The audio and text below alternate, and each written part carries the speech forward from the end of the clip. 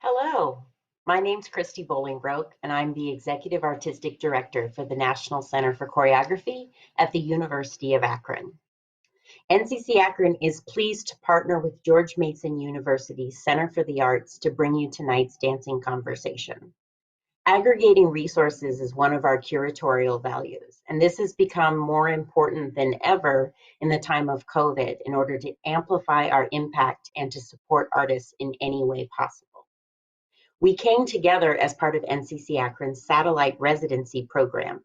We support artists wherever they are at, adding to their existing choreographic research and funds raised, partnerships like that with Mason Center for the Arts, with the expectation that the information or working knowledge that they develop will somehow also be shared out with communities here in Akron, Ohio, and across the national landscape, like a satellite. So the results of our dreamstorming together and realizing this partnership included tapping into the Third Coast Percussion Mason at Home residents, artist in residence. And that included sharing the live stream percussion masterclass and a Mason arts management discussion with our students here at UA and with you online. And then tonight's conversation, including David Skidmore from Third Coast Percussion, Lil Buck and Jon Boogz from Movement Art Is to discuss their recent collaboration, Metamorphosis, that premiered just last weekend at the La Jolla Music Society in Southern California. With that said, let's go ahead and watch the trailer before jumping into our discussion.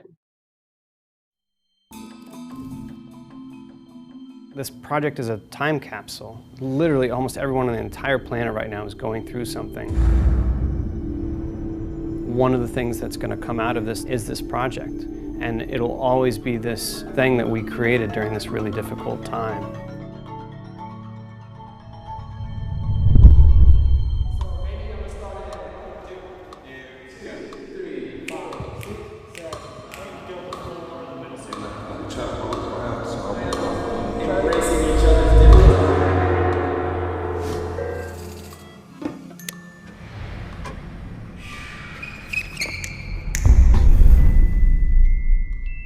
Me and my colleagues Rob Dillon, Sean Connors, and Peter Martin have been collaborating with Movement Art Is on a new project which is going to combine and celebrate U.S. street dancing styles and classical percussion ensemble music, with original music by Jay Lynn and Tyonde Braxton, as well as music by Philip Glass. Their own individual stories. We've known for quite a while we were going to be working on this particular project together, and it was something that we were going to be bringing to Carnegie Hall.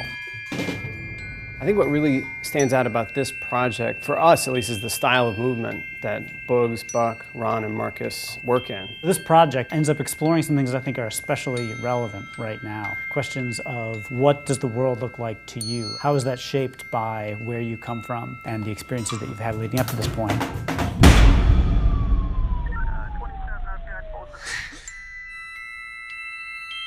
You're seeing different, spurts of their lives. You're actually seeing these guys grow in their emotions together and as individuals. For Miles, the things he loved most about life is joy, and the things he's experienced in life is, pain and fear. So these are emotions that we all experience, especially as Black men, that you're seeing through Miles' life and his movement. As far as Marcus, you see through his experience that Jon Boogz really, he helped cultivate. I came up with this piece for Marcus, and it's kind of like Frankenstein themed. You know how Frankenstein was made up of many body parts and he was created, but it's about roughly Marcus coming to life, discovering his body for the first time, learning how to use his legs, learning how to use his arms, and then he sees Ron, who's a real human, and he gets inspired by the human and wants to move exactly like him, but he can't because he's made up of so many different body parts. His body just won't allow him to move as naturally as a real human would be. These times really bring out the creativity in you. They really test you as far as what can you get done? How much can you learn through the computer? Like I said, it's a big challenge, but we're up for it, and it's been great.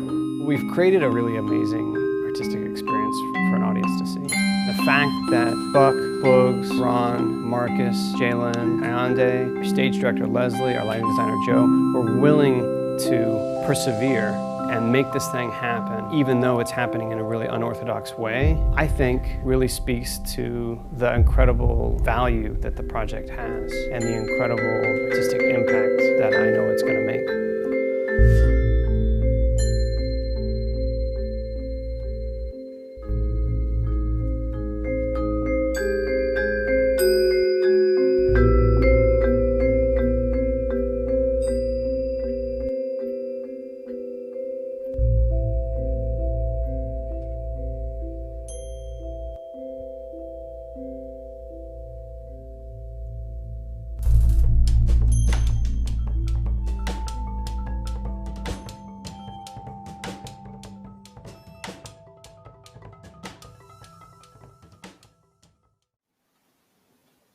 And we're back. Friends following along at home, join me in welcoming David Skidmore. Hey, David, how are you doing? Doing well, Christy. Thanks so much. Thanks for having us on to chat about this program. Yeah, and for those that maybe this could be their first introduction to Third Coast Percussion, I'm curious. La Jolla Music Society, they help present this program under the guise of classical music with contemporary flair. And I was curious, how would you describe your music aesthetic? We are classically trained. So we're a classically trained percussion quartet, which is, for everyone out there who's never heard of that, most people have never heard of that. We went to a conservatory style training and we're learning alongside violinists who are playing Bach and Beethoven. But because we play percussion, we were playing primarily music that's been written in the last 10, 15, at the most like 80 years. And what that's meant for us and our ensemble and the music that we play and the artistic projects that we pursue is that more so than most classically trained musicians, we're focused on the music of today, on the art of today, and being a part of the conversation of now rather than preserving a totally cool and valid but historic musical culture. Great. I think that actually lends itself to, I had a question between the lines. When we see something like Metamorphosis by Philip Glass, arranged by Third Coast Percussion, can you explain to us what does arranged by mean? Sure. So that's a classical music term. There's a lot of music creators out there who use different terminology. What it means in this case is that Metamorphosis, the piece that Philip Glass wrote, was originally written to be played by a solo piano player. And we take the notes and rhythms and dynamics, how loud, how quiet, the sort of musical information, and we set it on our instrumentation. That's kind of like using a little bit of like what I know of dancer lingo, but it's the idea that, the artistic product, the piece of music existed, but it existed as a solo piano piece. And Third Coast Percussion heard it and said, we know that will fit beautifully on our collection of instruments. And so we arranged it for our ensemble. Thank you for confirming that, because music is not my background, but I had a hint. I was like, oh no, I think this is more alike to what we do in dance than others would assume, for sure. Now, but I am curious, why Philip Glass's Metamorphosis? It was originally written in 1988 for a staging, and I think if you could look it up on Wikipedia somewhere, it's based on a 1915 Kafka novella. I was curious, kind of out of the canon, why you pulled this one forward as an impetus. We've had a really great relationship with Philip Glass over the years. We arranged some other works of his. He wrote an original work for us a couple of years ago. And so we go to his music a lot. And I would say, especially when we're working with dance or choreography, there's something about Philip's music, I think, that just very often speaks to a choreographer or to a dancer. And we knew anecdotally from talking to Buck and Boogz, that Buck has worked with Philip Glass before. So we just had a feeling that Glass's music would be natural. And then in terms of that piece called Metamorphosis by Philip, opening the show, and the show itself being called Metamorphosis, that was a much more kind of organic process as we were building the full show. And the really evocative title of Metamorphosis, we found it to be very evocative, speaks to a lot of the themes of the show, of transformation, of growth, of becoming something new by being in dialogue with something that you might not have ever expected to be in dialogue with. Yes, and I'm sure if we have our dance fans who are tuning in tonight would absolutely want to recall, that was my curiosity, if you were familiar, how many choreographers have done work with Philip Glass and people like him or Steve Reich over the years, but Lucinda Childs choreographed 2 Metamorphosis. And in the 80s, Benjamin Millepied to another section in the 2000s. And then, of course, there's a very famous collaboration between Glass and Twyla Tharp in the Upper Room, also from the 80s. And so it seems like you were adding to not only the music, but the dance canon in this regard, and also by bringing Buck and Boogz into the conversation. But you added additional composers. So I'm really curious, what was the prompt when you reached out to Jalen or Tiande Braxton? How much freedom did you give them, and how much direction or instruction did you give them, since you were creating a sort of framework that they would plug into?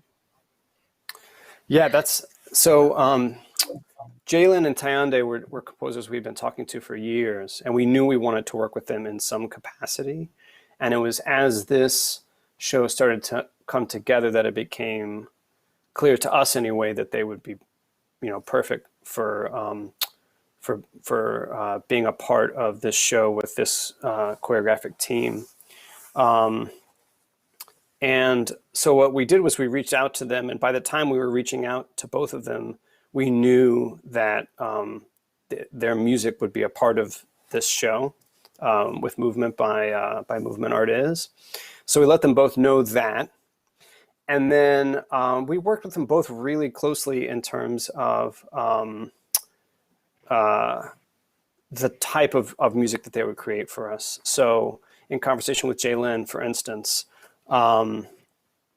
we knew that she's drawn to, certain sounds.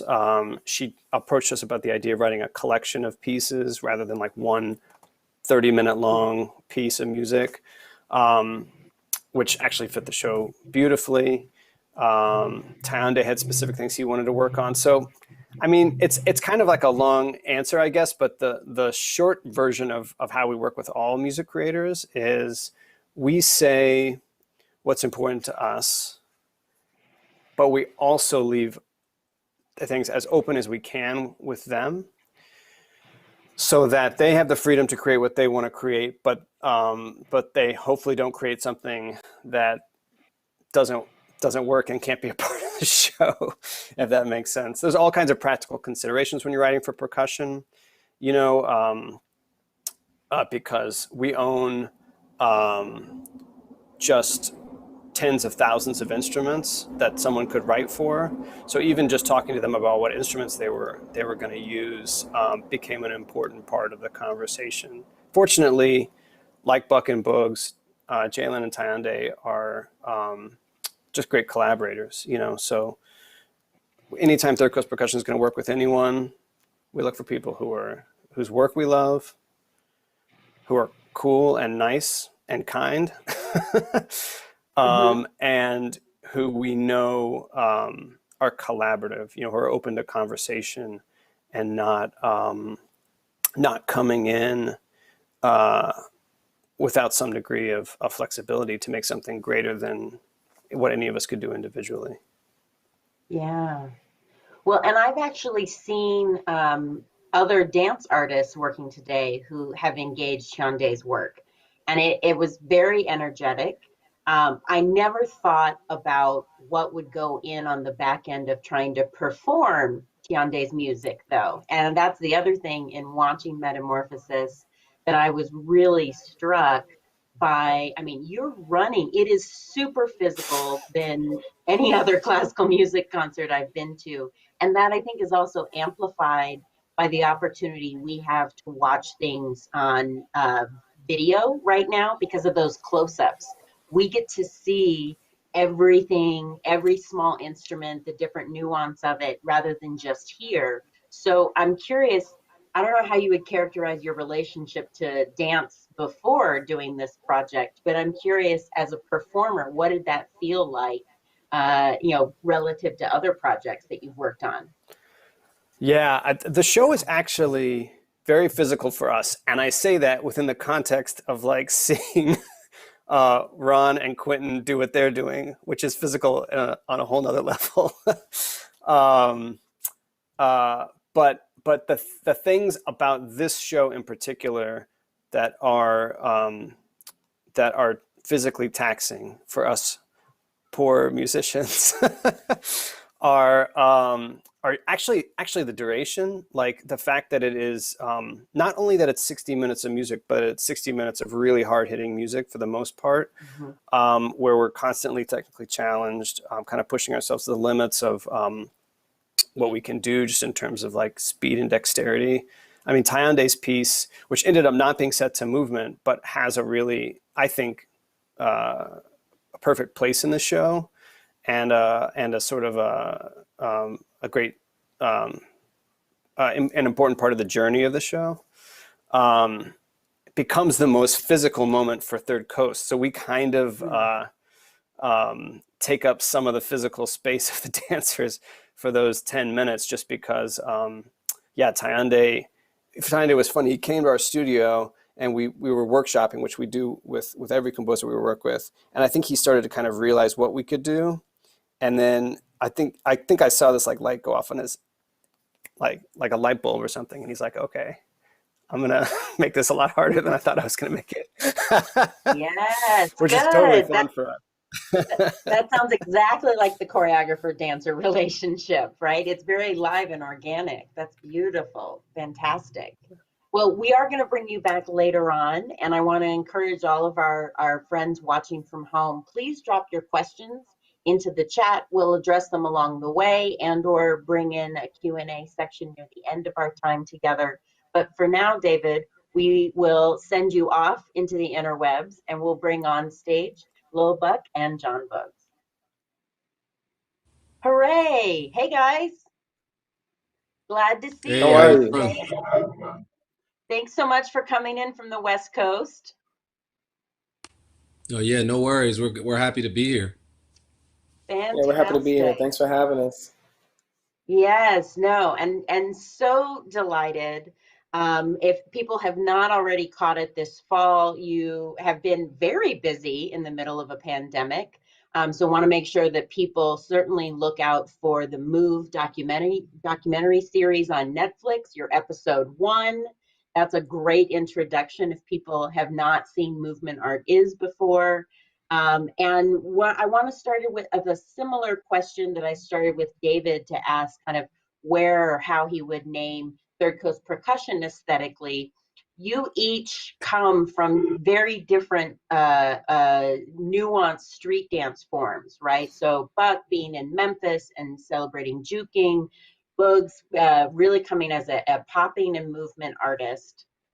You know, what is it in the secret sauce? Is it about that you're both yourselves, or is there something new altogether as a vocabulary that you're creating? How would you describe it? Well, I would describe it as, and there are certain similarities actually, when you actually get to breaking down the styles entirely. But me and Boogz have a lot of things in common as far as how we approach the dance, the street dance, and the dance styles. But yeah, Boogz and I have a background, like you said, in Memphis juking. And the thing is, we both from the South, and we both, we have, have an approach on certain on these dance styles that you like a lot of times normally wouldn't see from a lot of street dancers or a lot of dancers within these styles in general. But But yeah, I think we're really like-minded as far as street dance, about the trajectory of street dance and where we see street dance going, and in our styles within it, and how we go about making it happen. Mm-hmm. Yeah. I would also piggyback off Buck and say, yeah, it's more of approach, like we're very story oriented first, like I mean, like probably any good choreographers, they think about what are you saying, like what are you saying with the movement first, and then everything else follows. And like even naturally, just within the styles we do, there's stories behind all the movements of why these movements came about, how they came about. So in reality, we take pride in the stories we can tell with these dance styles, because these dance styles as individual styles have so many stories wrapped around in them. So it's kind of like a thematic for our company, and that's why it's like movement art it's like an open-ended thing. Like movement art is whatever your imagination can come up with, you know what I mean? And so I think people tend to stereotype street dance and what it can be and what it is and what music it can be done to and what stories can be told with it. And we try to put no boundaries on that, so that way our creativity can be limitless and endless. And that's kind of how, to get back to your question, is like, I think that's where the secret sauce is. Yeah. All right. A little flavor in there. I like it. And the intention and the approach too also makes sense, and it reveals so much more because then you know how to watch it. If people have seen other things, there's also, it's publicly available. You can check out another collaboration that you've done online with visual artist Alexa Mead called The Color of Reality. And in watching that and knowing of some of your other work together, I'm curious what other projects previously that you maybe worked on informed your approach to this collaboration with Third Coast Percussion? Well, I think as far as Color of Reality goes, like it was like the beginning of me and Buck's journey together. I mean, we had already been working together, but as far as a project that was very successful, it taught us a lot about process. It taught us a lot about how story is the most important thing. What we were talking about, we were touching on social injustice and police brutality and these different things we wanted to discuss with our movement and with our body, and also collaborating with Alexa Mead. So I think just that whole process of creating that film taught us like, oh, okay, like story matters. What you say matters. Intention behind the movement is what really matters, and when we got the reactions that we got and the publicity that we got from the film, I think it kind of set the tone for us for our collaboration from there on out. Like the first thing me and Buck discuss when we're doing something is, okay, what are we talking about? Like, what are we trying to say? Are we talking about love? Are we talking about social injustice? Are we talking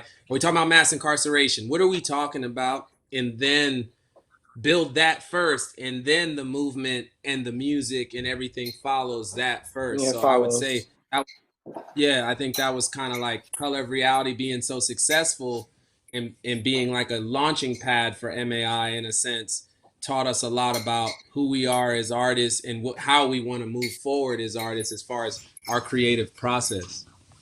Mm-hmm. Yeah, and as well as the Love Hill show that we have on tour. Like this is the show where you actually, see how we work with Miles Yachts and with Quentin, as well as the other cast members and ensemble that we have. So we have that experience already, and we have that, trust as far as like taking on, as far as like, actually, getting to experience how, working with each other, from a choreographic standpoint to like to visually, and to like getting into each other's minds, and that's what made this whole choreographic approach with Miles and with Quentin easy for this job, is we already have that trust and that respect, and we have that experience with each other.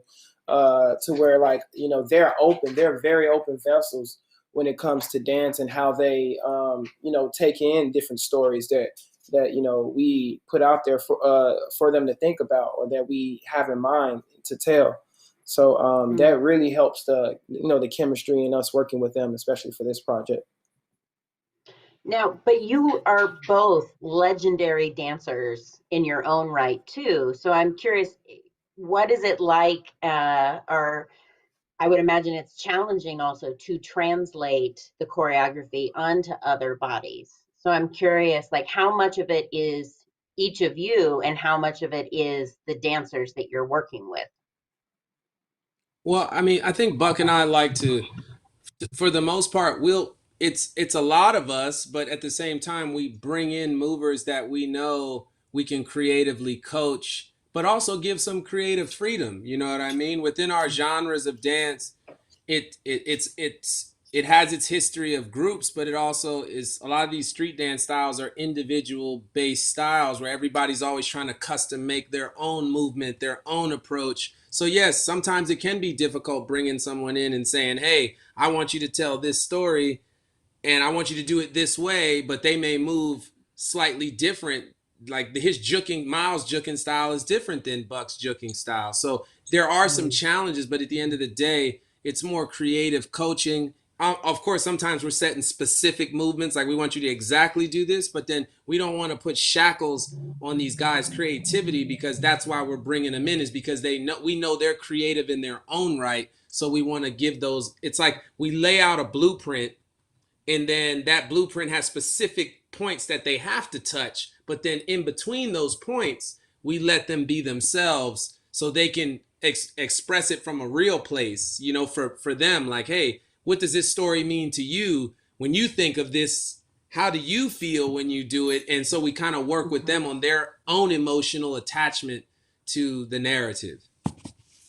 Exactly, and that's the approach we basically took with this. For example, with Ron, you know, for Obscure, I wanted to know, you know, I just had questions that I questioned him on, like, what are some of the things you haven't been able to speak about, you know, personally, like, you know what I mean, like, what makes you, and I had these different questions, like, what makes you happy, you know, and what are the things you struggled with in life, and what are, you know, and how do you resolve that, and what things make you angry. Like, I just had different questions to ask him and approach to like these emotions that he never got to actually, you know, perform through, in a sense of, you know, him really revealing who he is and the authenticity of who he is as an artist. And once I started asking these questions, a lot of the, you know, framework and a lot of that world became to come to life. So like you see his emotions in this, as far as like him starting off in a happy place with his daughter and different other things that make him happy, to like, you know, the losses that he experienced in life and the anger that he has for certain things and experiences that he's experienced, and, you know, with his struggles in LA and his struggles, you know, living in a 1-bedroom apartment with 5 of us, and all types of things, and his environmental struggles, as well as his, you know, resolve and how he gets through that. So you get to see a lot of this and a lot of that framework that we helped them create, but you also see it, you know, like Boogz said, through a lot of choreographic notations that me and him, you know, place on these guys, but also a lot of it is through their own, you know, form of moving through it as well. So you get the best of both. You get that choreographic, element to it, and you also have that, you know, freedom of improvisation when you actually authentically learning who these people are on stage. Yeah, in getting to watch the Metamorphosis show, and we are going to share a clip. We have, I'm sure, friends at home that are on edge. They're like, we want to see it too. We'll get there. But I was really caught with certainly what's been in your history. I know, Buck, you know, you really blew up when being recognized for dancing to the Dying Swan solo. I think I saw that video so many times, you know, and the internet was just being born. And so these non-traditional choices for what people would expect from street dance, but also the fact that these choices, then both the Third Coast Percussion selection of music and with dance, we don't have text. So when we talk about narrative, although you have worked with poets like Robin Sanders before, other projects have text. What's interesting about this is that there's so much subtext that it seems that you're really seeking in finding narratives somehow with throughout the rhythm, sometimes with the rhythm, sometimes in between the rhythm. And so I'm curious, what is it that you do look for with music if it isn't a certain style or aesthetic? But how are you finding narrative in music that has no words? That's pretty easy for us because Buck and I, and when we listen to music, we kind of, at least, well, I'll speak for myself, is like I try to hear it for what the emotion of it tells me. Like sometimes you could listen to a song and it makes you cry, right? It may make you think about a sad time in your life or a time you lost someone, or another song can make you feel so joyful you just want to jump up and down and just express yourself and your joy and your happiness. So for us, we were listening to the songs they were sending us over and trying to figure out, okay, cool, what are these songs saying to us? What are they telling us? And like the piece with Quentin where he's kind of like that Frankenstein figure and he's coming to life, it's a metaphor for how we're all unique in our own different way. And when he sees Ron, he tries to emulate him. And with social media and so many things, we're constantly comparing ourselves on a regular basis of like, because we have no choice. You go on Instagram, you're seeing other dancers, other artists, what they're doing, what they're posting. It's subconscious. You're always digesting other people. So subconsciously you're comparing. And that piece is about him falling in, eventually not being happy with himself, but eventually falling in love with his own weird uniqueness and how he is made. So, and that song just made me feel like through my own insecurities and things I've been through, like, oh, like, what it's like to like be comfortable in your own skin, you know what I mean? And how that takes time to develop that level of confidence and that level of comfort. So it's kind of spiritual for us. I'm not trying to get crazy, but sometimes the songs literally do speak to you in that way where you'll start to like look deep inside your soul of like, well, this song really makes me feel like this.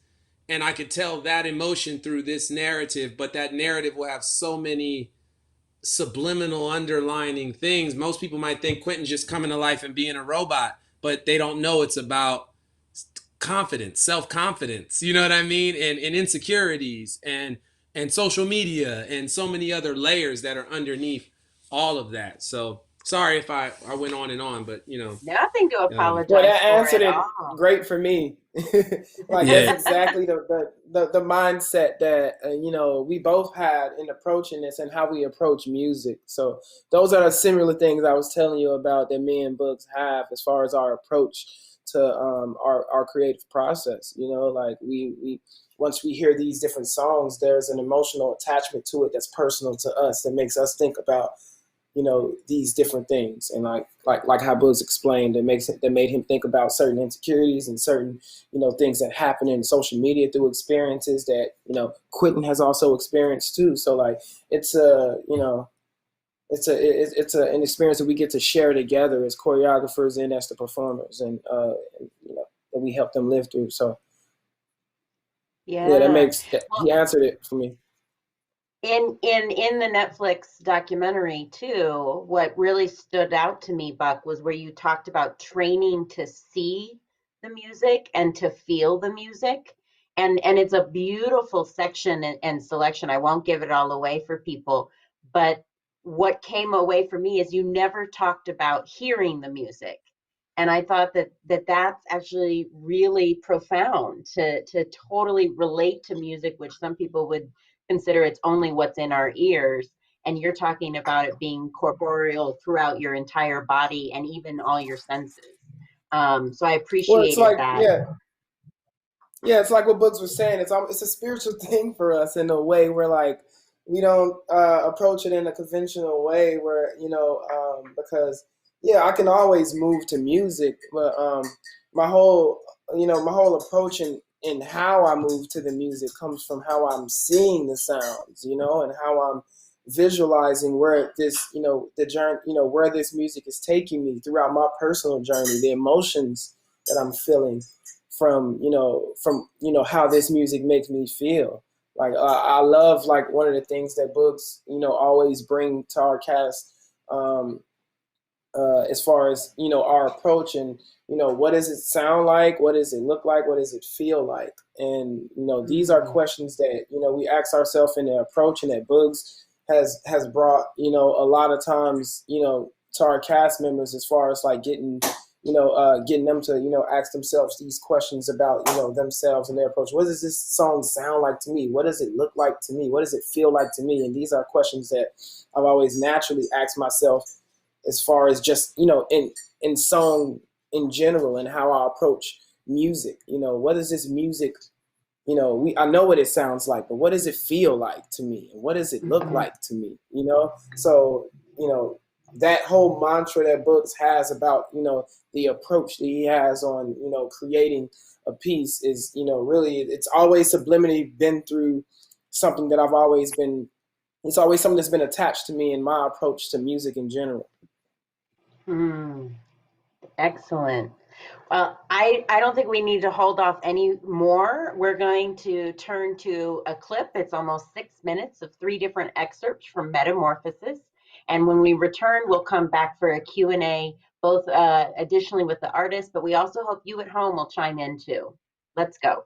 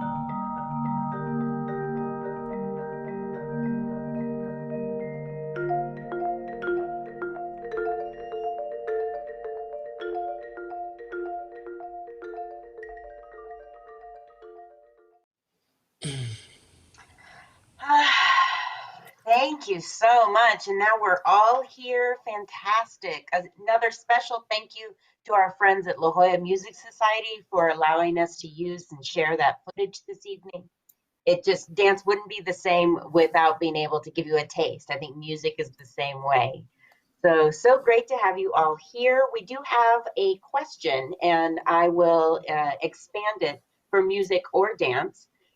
Particularly with storytelling and the creative process, which comes first? Is the movement or the music inspiring the story, or is the story inspiring the movement? It's a little bit chicken and egg.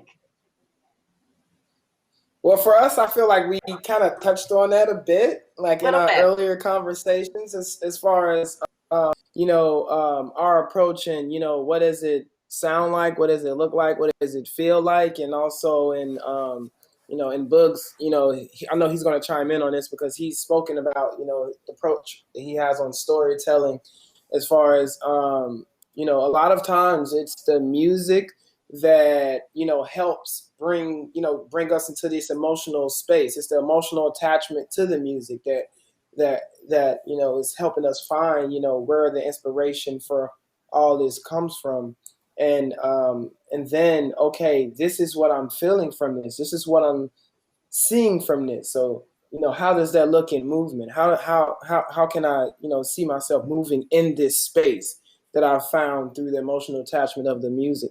And so a lot of it is the music, that the story is inspired by the music element, and then but it can be either or sometimes. But I think a lot of times in our approach, it's it comes from what like Boogz said before, what are we trying to say and how does that sound, and then we get into how it looks. You want to add I think with anything, this, Buck kind of touched on most of it. It's just different scenarios are work differently. There's times where I have a story in my head and I have no idea what it sounds like yet, but I know what I want to say. And then I might go, hey, David, I got this story. I want to talk about this. Do you have something that sounds like this narrative? And then other times we get the music first and I have no idea what I'm going to say. And then the music tells me what I'm going to say. So it works both ways. It depends on the process and if the music came before or if the music came after, you know what I mean? But so sometimes music dictates story, and sometimes we have the story already, but we have no idea sonically what that's gonna sound like, and then we have to go through multiple drafts of like, nah, that's not it. It doesn't have that in there, or it doesn't have that moment of this in there. Like, so it goes either way. But in this case, we got the music first, and so the music dictated the story. Very good. We have another question. David, maybe you'll take this one first for us. What's your connection on stage between the dancers and the musicians? Are you taking cues from one another while you're running around back and forth from different instruments? You've got two more performers in addition to your usual ensemble.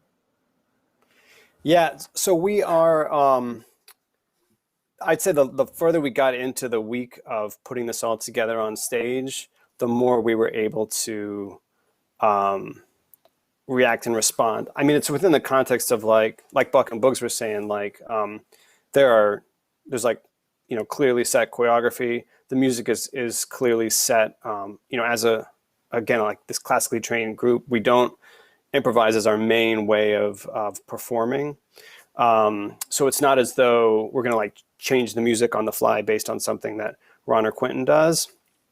But there are these like little moments that are awesome throughout the whole show where like Ron or Quentin or both of them like hit something right with something that we're doing. And actually we saw a couple of those moments in the excerpt we just saw. So the last bit of the show that we saw where both dancers are on stage, there are these 3 bell tolls that happen, and each one kind of instigates a movement that the 2 dancers do. And I'm actually the person playing the bell in those cases.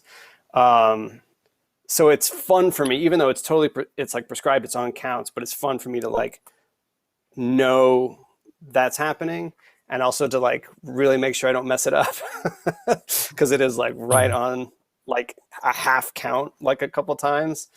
And then one bit of the show that you don't get to see is just after the last bit that we saw in the excerpt.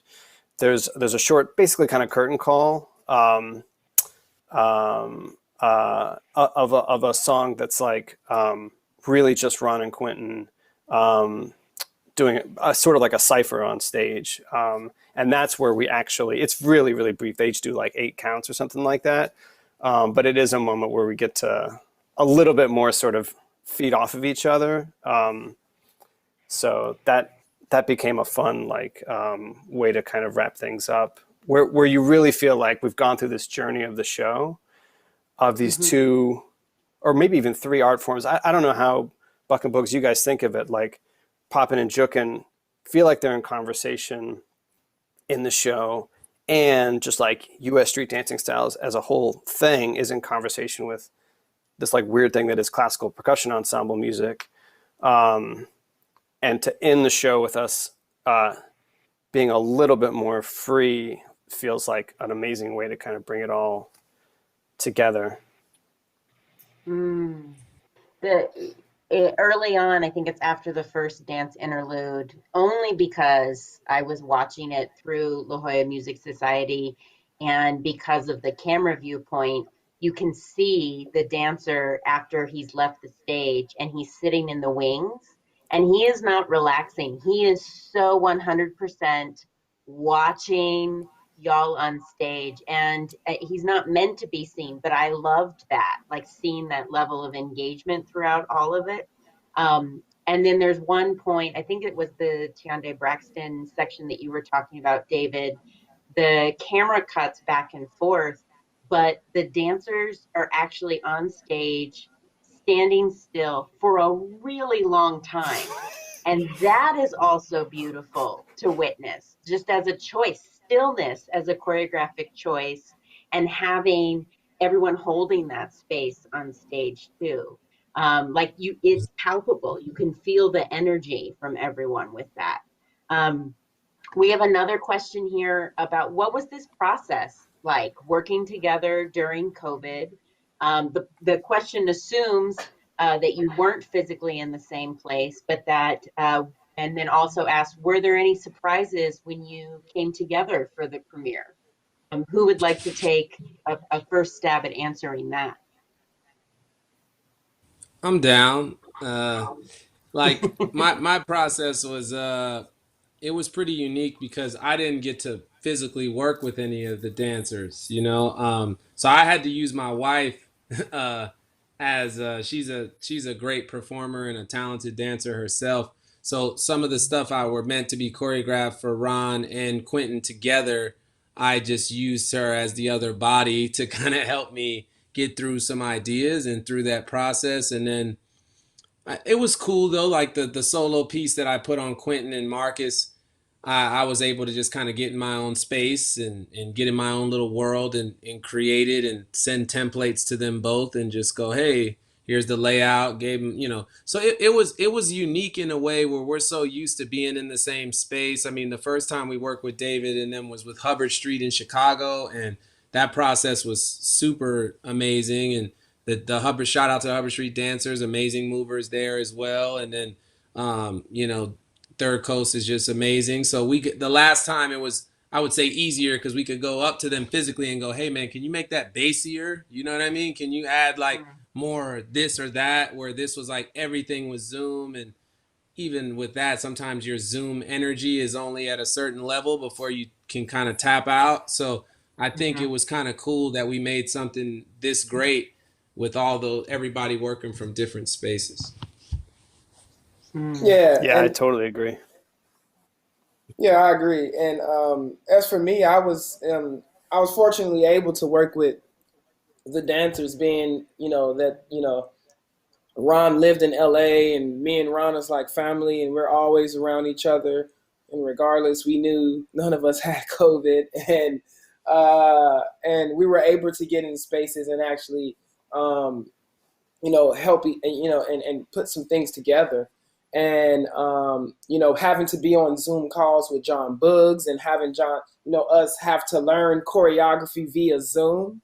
You know what I mean? From was definitely a different experience, and something that we these times definitely tested us in these different ways where we had to learn choreography in totally different ways than the norm, but it also helped us strengthen things that we didn't know that we didn't have any experience in at the same time. Like we know that if push comes to shove, we could just learn choreography if we're not in the same space through these different means of technology.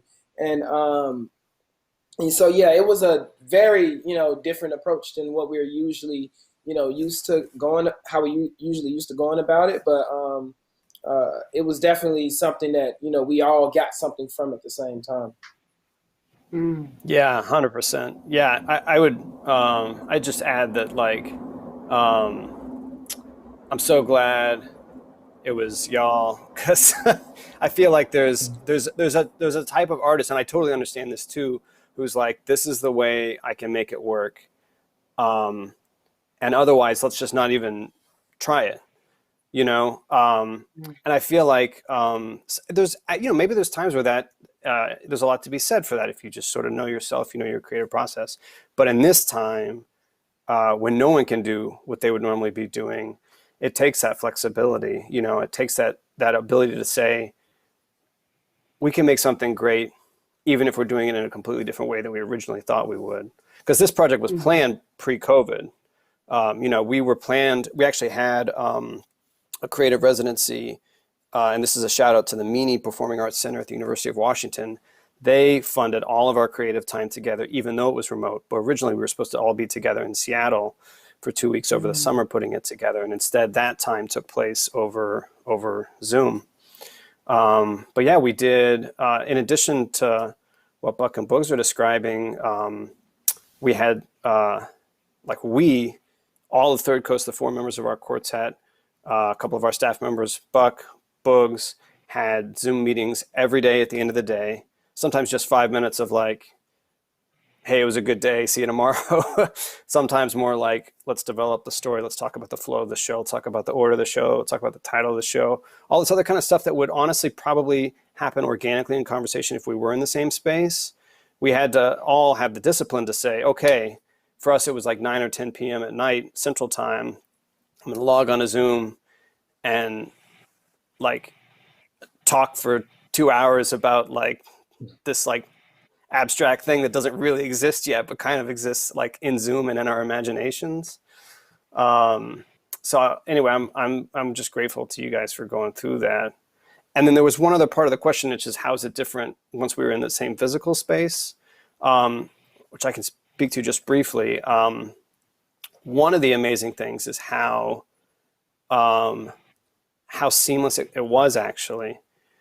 And I think it's because of what you guys were saying, like these times test you. They test the limits of what you're capable of doing. And I actually feel like in some ways we were already all set up to be prepared individually so that when we came together, the work that had to be done was important, but much more big picture, how the dancers get on and off stage, how many counts before the blackout, like important stuff, but stuff that we were able to do in the 2 or 3 days we had in the space. And in terms of just like, is the movement working with the music? Like that stuff had to be figured out because of the ways that we were working. And once we came together, everyone was just kind of ready to go. Thank you. I mean, there's a lot, I think, that everyone we can come together on, whether we consider ourselves musicians or dancers or choreographers, about overcoming this year. But I am curious, what is your practice? It sounds like, reframing, maintaining a positive outlook, having the right people to come together was important. But what do you do when you're just not feeling creative? In the middle of COVID or not? We all, find that moment where procrastination is so much more appealing than the blank page before us. So how do you get out of a creative rut or jumpstart some of the juices?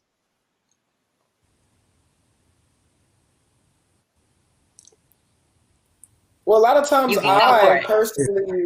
I personally tend to, in these, as artists, we always have moments like this, right? You have moments where you hit this almost creative block and you have to, recharge in a way, like what really fuels you. And a lot of time for me personally, that's watching the dancers back in my hometown. You know what I mean? Like watching the young dancers back in my hometown, from going outside and just like really, being able to appreciate, the small things that we kind of take for granted sometimes in life, and really just think about, where I am and in my place of, in this world and goals. Just I start to think about certain things that, sometimes we just, in my, in my work field, it's just like almost like I have to fly by the seat of my pants in a lot of different ways, because like it's moving so fast. But once I like, sometimes I can't get, this creative juices flowing. I tend to go back to those things that inspired me the most. You know what I mean? Mm-hmm. That sometimes I don't have time, or I feel like I don't have time to really, tap back into. And that could be as simple as, the things I got inspired by as far as nature and just being outside and being outdoors and being in somewhere just completely open, to like going back to, let me see what this young kid's doing in Memphis right now. Let me see how these dancers are doing back at home, and, just being inspired by that. So there's a lot of different things that, I kind of tap into like that, as far as, coming back and recharging my creative juices, if that makes any sense. No, thank you, Buck. Does anyone else want to answer? I'll just say, that, oh, sorry. Yep. I'll answer real quick. I would just say that one thing that keeps me and my colleagues inspired is challenging ourselves. Like if we just do, and I don't mean to minimize this at all, but if we just like ask a composer to write us a piece of music, and then maybe it's a composer we've worked with before, and we learn the piece of music and we play it, that's a very comfortable process, which is cool. We do plenty of that. But when we say like, okay, Buck and Boogz is choreography, like could that work in a standalone show with Third Coast Percussion? That's not an obvious answer, because no one's ever done something exactly like this before. Our like Third Coast style of music is unique. Like there's not a lot of groups like us anyway. The things that always are the most inspiring to us are the things that that we know will work, but that on paper sometimes you're like, what is that? I don't understand what you're talking about. like U.S. street dancing styles with classical percussion ensemble music. I think most people would read that sentence and be like, I have no idea what's going on right now. But in our head, we were like, this is going to be awesome, and it's going to inspire us by challenging us. We've done other things where like we did a whole piece of music for all for drums, but each of the drums was tuned to a specific instrument, like on a piano. That's like that. When we came up with that challenge for ourselves, it stumped us, but then it completely inspired us, because it was this sort of new territory. Mm-hmm. So that's what I think helps us the most in terms of staying inspired. What I hear in that is that sometimes it's setting aside the end goal or the solution, and instead asking different questions without knowing where you're going, to sort of open it up a little bit. Boogz, did you want to add something? I mean, when I'm having like a creative slump, for me, a lot of times it's just two things, nothing too crazy for me. I either watch movies, because I'm just a big fan of film, and I have big aspirations with dance and film. So a lot of times just regular movies and how things are shot or what they look like will inspire something. Or sometimes I just have to get my body moving. Like I actually have to physically dance. I have to physically move. And sometimes when I do that and I break a sweat and I kind of start feeling good, I feel like my body opens up, it loosens up, and then my mind loosens up. So it's either watching film or actually just physically um, just honoring the craft that has brought me so much. You know, like without this craft, I wouldn't have anything I have. So I feel like I have to dedicate some time to it on a regular. And then even when I'm stumped, it seems like when I go back to the bare basics of just doing it because I want to do it and I love to do it and I'm obsessed with doing it, everything else just kind of works out for me, if that makes sense. Yeah. No, and I like to talk to Jon Boogz. There you know, go. that's the beauty of having a duo sometimes. Like we can get to talk to each other. Like, hey man, how would you feel in this situation? Or I'm creatively stumped about this and that, and we get to work it out as a duo. Like, especially, you know, together. There's a lot of times where Boogz just calls me and just, you know, just to chop it up. And, you know, I talk to Boogz just to chop it up and just to, you know, and we kind of, you know, we can go into those conversations as far as like, you know, what's inspiring him right now, what's not inspiring him, what's inspiring me. And, you know, we have each other to feed off of. Yeah, no, well, and that's the thing too, right? Which is like, how do you find some momentum when you feel like you're standing still? And to be able to riff off of each other. David, I would imagine that's the ensemble part of Third Coast Percussion. You're like, thank goodness I'm not in it alone, for sure. Absolutely. We have one more question from our online streaming platforms, and then I have one more, and we'll wrap it up. But we just want to also give respect to this term street dance. And is that something, Buck and Boogz, that you choose to describe the art form, or is it something that more Eurocentric perspectives around dance are othering the forms with? And we just want to make sure that we're using the right language with respect. And so I'm curious how you feel about that.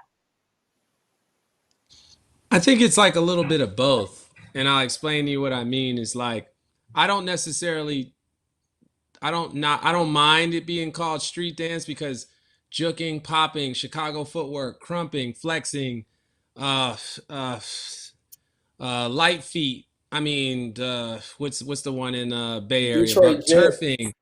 Yeah, Turfing. Detroit Jit. I'm naming all these styles. They all come from Black and brown communities. They come from untrained. I mean, and that's funny because when people say, "Are you trained?" They always say they're thinking about ballet, but I'm like, maybe I didn't train in a studio, but I've been training 20 years to get to this level of mastery. Just I didn't train in the same spaces and places you did. So does that not make me trained? So there's a lot of like things, but I'm okay with it because it honors the rugged background that these dances come from. So I don't mind it being called street because it's honoring the communities in which these dances come from. But at the same time, there's time where I looked up contemporary. I just looked up, okay, there's a dance definition and then there's contemporary. And then when you look up contemporary, and I remember I wrote it down and I have it in my notes, it says belonging to or occurring in the present. A lot of the dances we do reflect the present times, the current times, what's happening right now. So why are we not categorized as contemporary dance? Why are we just street dance? So I think that's why I said it's both. I'm okay with the name in a way because it honors where it comes from and the background in which it comes from. But I do also think it's like they try to categorize us as like slightly lesser than, and that's why we're here, to change that perception, to break down some of those boundaries and some of those barriers. So for us, we're like street dancers, but we're also very contemporary with our approach because we operate in the now and we operate from the present moment. And when you think about these beautiful Black and brown communities that are making up new dances all the time, like new things all the time, like that's contemporary to me. It's happening now. So it's a little weird, but you know, it is what it is. That's a whole nother conversation about a whole nother thing. You know what I mean? As far as just systemic racism, and so many different things that we could get Everything into, that we're you know. trying to undo. Yeah. Yeah, so No. I think it's a lot deeper than just dance when we start getting into this type of conversation. Yeah, But exactly. in other words, we love the term street dance, but we also know it can be used as a belittling term to the style. But I say, well, look at our work, and then that says all it needs to say, right? You know what I mean? So in a way, I get it. And then also, I still relate to myself as a contemporary dancer just off the definition of what contemporary means, you know? So it's a little bit of both. Yeah. Sorry if that's like a lot, but Nothing to that's kind of... apologize No, for. and It's I well agree. put. I agree 1,000% entirely, and that's why we're kind of what me and Boogz is doing, just by knowing that and having that information, is changing the stigma of how people perceive and what people get from the terms like trained or street dance or these different things. Because yes, like he said, we are street dancers. This comes from the streets, and for you to see it in this way doesn't make it something else. You know what I mean? It's what it is. We are contemporary street dancers, and so yeah, a lot of the times, like, that's a part of our mission, is changing the stigma of how people perceive street dance and how they put it in a box, like Boogz said before, when it's so much more than that. It's so much broader than that. And yeah, that's been a part of our journey as a duo as well, is just to get people to understand that, and also respect it, and also like you said, we're just about, well, yeah, the term train, that always has been something that that always, had a fight and struggle with, because, I have experience in the ballet world as well, like and this is, way after I've trained myself for years and years as a street dancer. And then, when people see, or they even hear that I took ballet for about 3 years or 2 years, they automatically say, "Oh my God, I can definitely see how trained a dancer you were in this space and this and that," and not knowing that I've been spinning on my toes and doing all of this years before I got into this, space that they think I've learned a lot of these different things. And so, like, just, that's why that's such a big part of me and Boogz' goal and mission as well, is to just change the stigma of how people perceive trained and what street dance really is. And David is a big part of that transition. And I want to say that because it's people like Third Coast that are willing to help us on that mission. Like, we enjoy the challenge of showing you, like, oh, you think we can't create a piece to music like that with these street styles, right? And you wouldn't maybe the common person wouldn't expect this style of movement to be done on this style of music. So it's very important for us to have people who really understand what we're doing, because without him, we can't break the stigmas. You know what I mean? So we need Third Coast just as much as we need me and Buck need each other in our mindsets to complete the mission that we're on. So that's why we love doing these type of projects, because it constantly is bending people's perception to the point where they're like, "What style is it that you're doing?" I'm like, "It's still popping. Nothing changed, right?" But they're they're so used to just like, no, contemporary dance goes on this, or ballet goes on this. So you got to be doing something different. Like, what is the name of that? And I'm like, it's popping.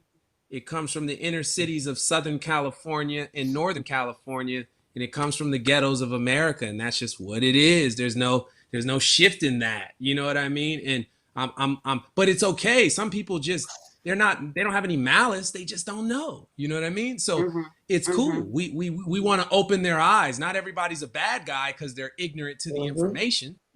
Let's just inform them of the information. And I enjoy informing people of the information, because it not only serves the dance well, it serves those voices who will never be heard that built the dance that I do. You know what I'm saying? So it's paying back them their cultural currency for creating something that I'm now able to make a living off doing.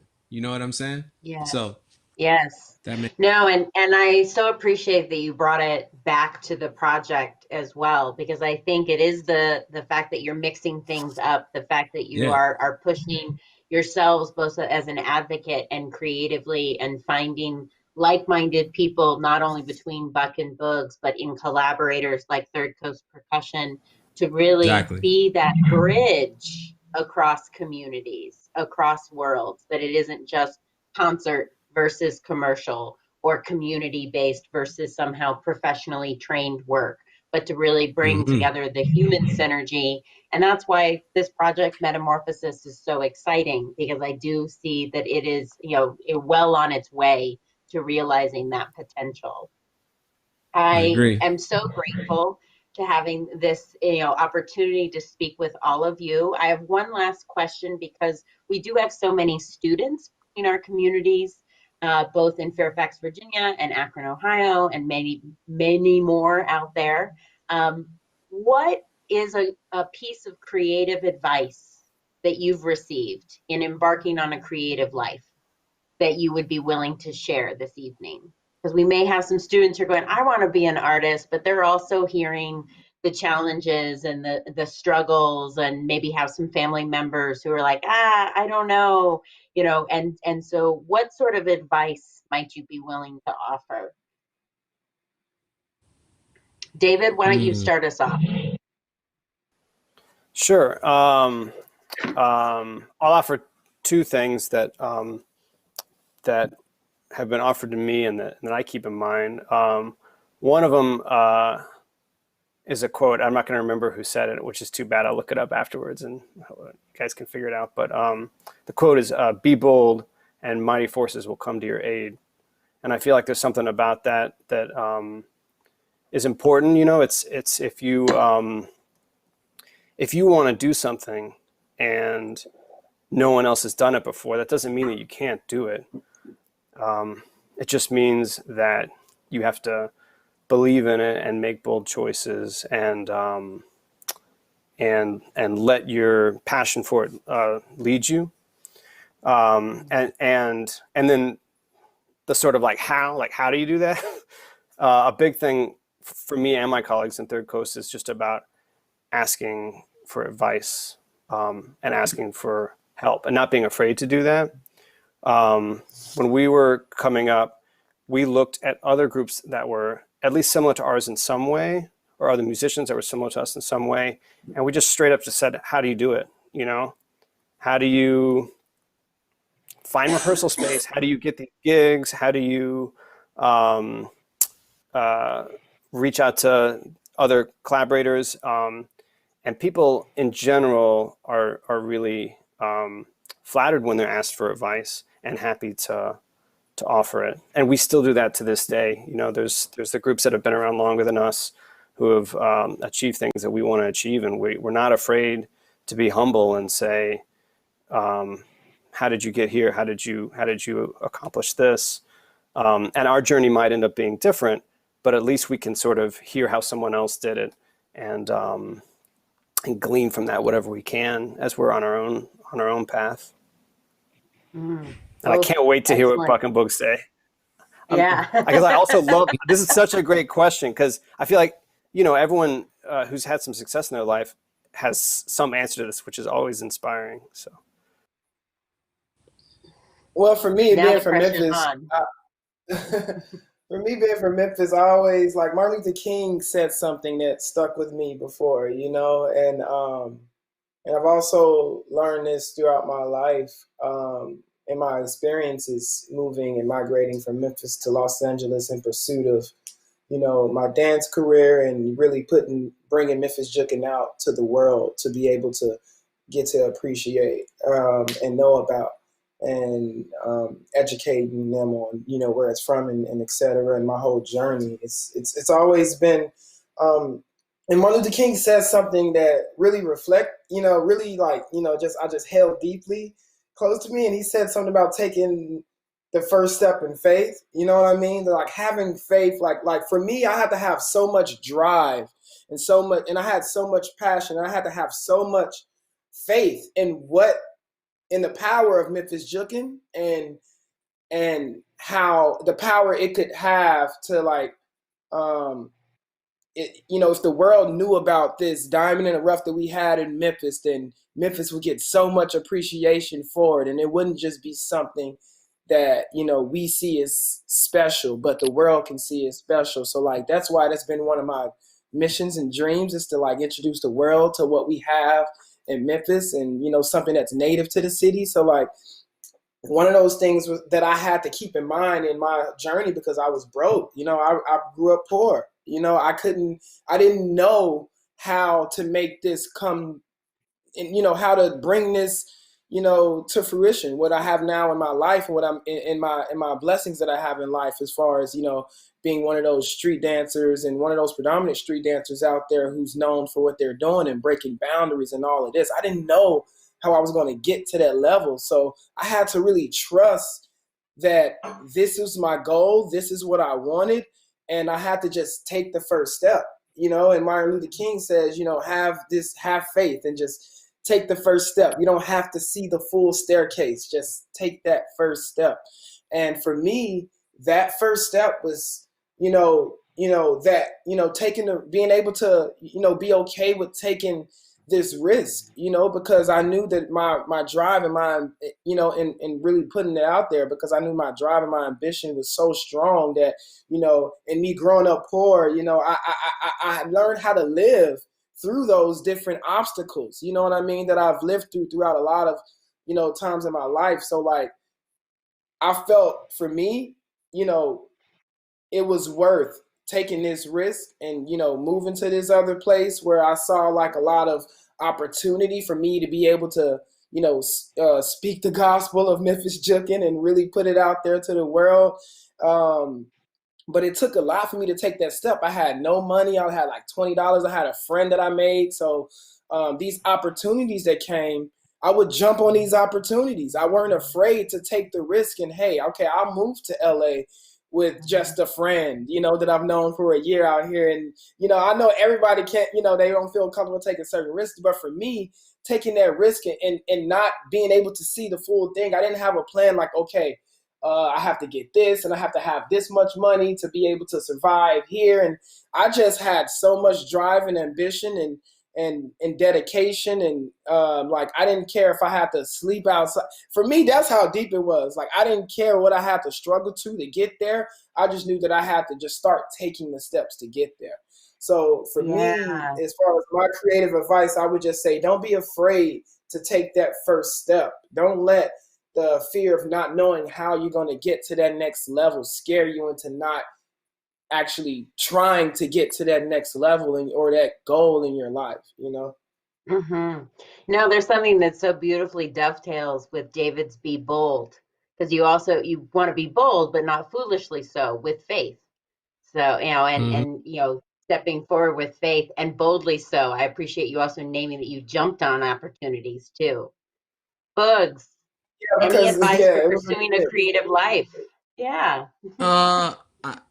I think the two things that stood out what David and Buck said is I'm one of those people who's never afraid to ask for advice. I'm one of those as well. Like, I have mentors, I have people that I value their opinion on what they think about my art. Certain small collective of people that can, make sure I have a good support system around. Obviously, Buck saying is the most important one for me. I think like you got to take the leap of faith. And then sometimes when you talked about the question earlier, Christy, about people's parents or different things about, your job, what you're pursuing may not be it. And sometimes I'll say, even though you come from your parents, you come from your family, you are who you are, and the closest people to you can sometimes hold you back. You know what I'm saying? And I didn't have the agreeance of my family on my lifestyle and what I was doing and how I was doing it. But I felt in my spirit, if I put enough time and energy, I would be rewarded. You know what I'm saying? I feel like it's almost like probability in a sense. Like, if I put enough hours and time into something, I'm bound to get a break somewhere. And then my goal is, when I do get that break, I got to be ready for the opportunity. And I think that's another thing I would say is be prepared for the opportunity. Anybody can get an opportunity, but it's the ones who are prepared for it that they can piggyback off of those opportunities. So I've seen so many people come and go. They were on a TV show, they did this, they did that, and then they fizzle out because maybe they weren't as prepared for what was coming to them, you know. So I'm starting to learn that even though some of the blessings for me I felt were like late blossoms or late blooming, it wasn't late at all. It was perfect timing because I'm more prepared as a man, as an artist, and just as a general, just human being on my aspect and how I think about life to be more prepared for the different obstacles that come my way. So I would say have faith, take advice, build a support system, even if it's just a few people. It's great to have people around you who are like-minded, thinking the way you're thinking, moving the way you're moving. And then also, man, what was that? What was I just saying? Sorry, what was the main thing I was just saying? It's be prepared. There we go. Be prepared for the opportunity. Yeah, that's definitely a key. And it sounds like something crazy, but it's like anytime when you were in school, you got to study and be prepared for the test. And life is one big test. So you can't always be prepared for everything, but you can try your best to do what's in your control, you know? Yes. Yeah, No, I absolutely.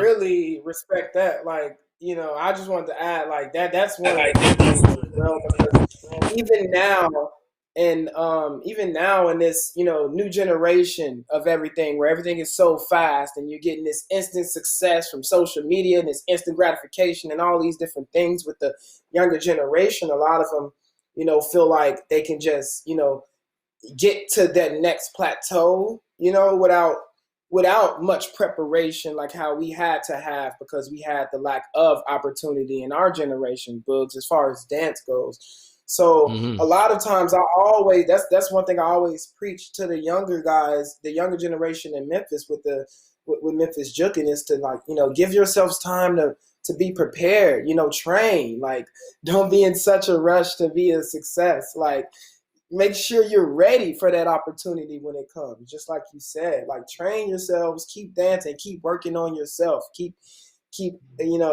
growing. And so when that opportunity presents itself to you, then you'll be prepared to take it, you know. And yeah, that's super important.